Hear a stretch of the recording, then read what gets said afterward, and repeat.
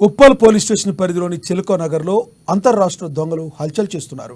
Toilet board ఉన్న ఇళ్లను target చేస్తుంది ఈ దొంగల ముఠ.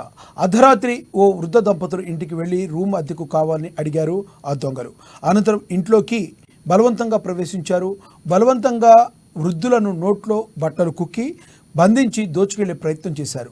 వృద్ధ దంపతులు అలజడి విని చుట్టుపక్కల స్థానికులు వచ్చి దొంగలను పట్టుకుని ఉప్పల్ పోలీసులకు అప్పగించారు. దొంగల్లో 2 మహిళలు, 1 పురుషుడు ఉండగా వీరు యూపీకి లేదా బీహార్కి చెందిన వారా తెలియాల్సి ఉంది. తీసుకుని ఉప్పల్ పోలీసులు విచారిస్తున్నారు. దొంగలు వచ్చిపోయే దృశ్యాలు సీసీటీవీలో రికార్డయ్యాయి. ఈ ముఠాపై కఠిన చర్యలు చేపట్టాలని బాధితులు డిమాండ్ చేస్తున్నారు.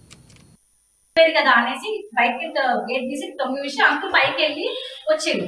అరే నువ్వు పక్కకి ఎదురింటి వాళ్ళతో మాట్లాడుతున్నారు కదా అనేసి ఆంటీ అనుకుంటుంది.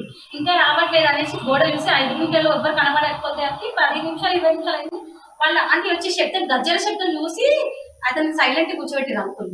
సైలెంట్ కూర్చోబెట్టి అక్కడి నుంచి ఆంటీ వెళ్ళిపోయింది, కిందికి వెళ్ళిపోయి ఇక వాళ్ళు సౌండ్ ఏంటంటే బ్లడ్ వచ్చేటట్టు కొట్టేసి నోట్లో బట్ట పెట్టి చేతులు కట్టేసారు. వాళ్ళు ఏమైంది లోపల నుంచి అటాక్ చేసేసి క్లోజ్ చేయగానే వాళ్ళు ఏం చేశారు, స్టెప్స్ ఎక్కేసి రూమ్ లోకి వెళ్ళిపోయారు.